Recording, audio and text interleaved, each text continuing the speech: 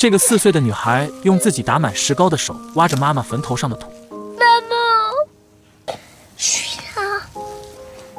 挖累了就趴在妈妈的坟上痛哭。就在这时，她的妈妈竟然真的出现了，依偎在妈妈的怀里。女孩用手抚摸着妈妈的脸，她害怕这只是自己的一场梦。这是法国在1996年拍摄的一部作品，凭借此片小女孩的扮演者，更是成为影史上最年轻的影后。可以说她的演技秒杀了无数的小鲜肉。故事一开始，爸爸驮着女孩漫无目的地向前走着，突然爸爸让女孩吐痰发誓，今后无论发生什么事都绝不能死。女孩疑惑地问他，如果我以后老了怎么办？可爸爸却卑微地恳求她答应我好吗？没办法，女孩只能听话照做。之后爸爸对她说，妈妈已经死了，你知道是什么意思吗？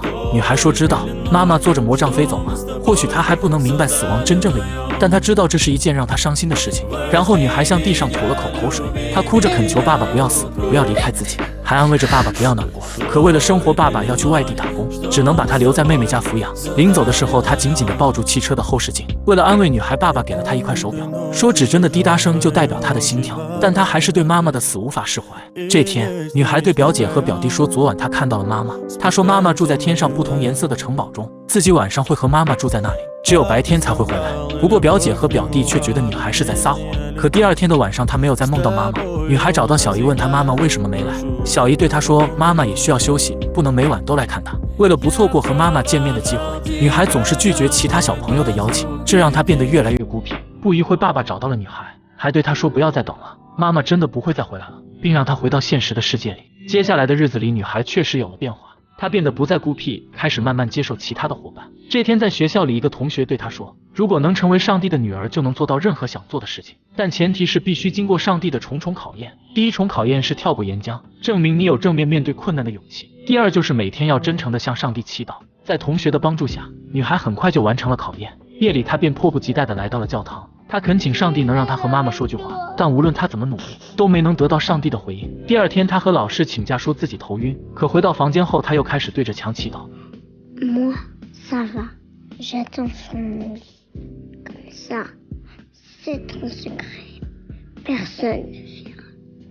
然而这次依旧没能得到妈妈的回应。课外活动时，女孩和同学发生了争吵，男孩还恶狠狠地对她说，是你杀了你妈妈，因为你太坏了。一个人如果他的妈妈死了，那就说明他的孩子太坏了。女孩听到这些话，顿时就大哭了起来。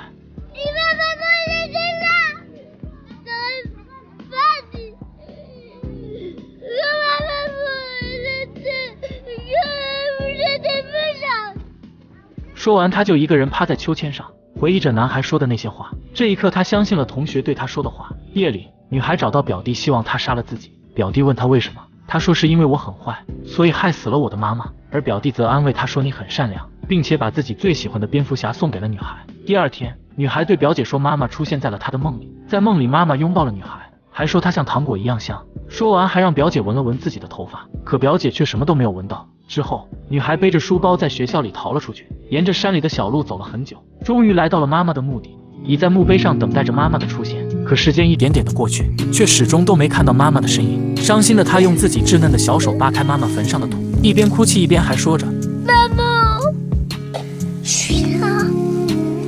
直到她再也挖不动了，就趴在了上面。不知道过了多久，一个女人在身后把她抱了起来，而这个女人正是女孩的妈妈。女孩不可思议地用手抚摸着妈妈的脸，生怕这一切又是自己的一场梦。妈妈对她说，我最爱的女儿，我很想你，是妈妈对不起你，我知道这样对你来说很残忍，我没顾虑到你，是我太自私了。说完便带着女孩离开了这里。在路上，妈妈鼓励她要积极的生活，去尝试生活中的每一件事，总有一天你也会死，但死也要死得朝气蓬勃。还给女孩穿上了一件红色的毛衣。就这样，他们在田野间奔跑，一起谈心，诉说着这段时间对妈妈的思念。可美好的时光总是短暂的，终于还是到了分别的时候。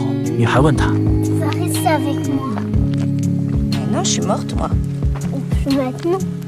Si, je suis quand même un petit peu morte. 听到妈妈的话，女孩强忍着泪水，她很想妈妈能陪自己，又害怕自己的眼泪会让妈妈伤心。终于，她还是听了妈妈的话离开了这里。可等她再次回头的时候，妈妈已经不见了。不一会，爸爸就来到了这里。女孩对他说，妈妈回来了，我和妈妈在这里玩了一整天，还说妈妈再也不会回来了。到此，女孩终于走出了妈妈死亡的阴影，接受了那个一直都不太理解的事实。很多时候，我们都在为失去的东西而流泪，却忽略了生命存在的本身意义。不要去试图改变已经发生的事情，未来还有更多的美好在等待着我们。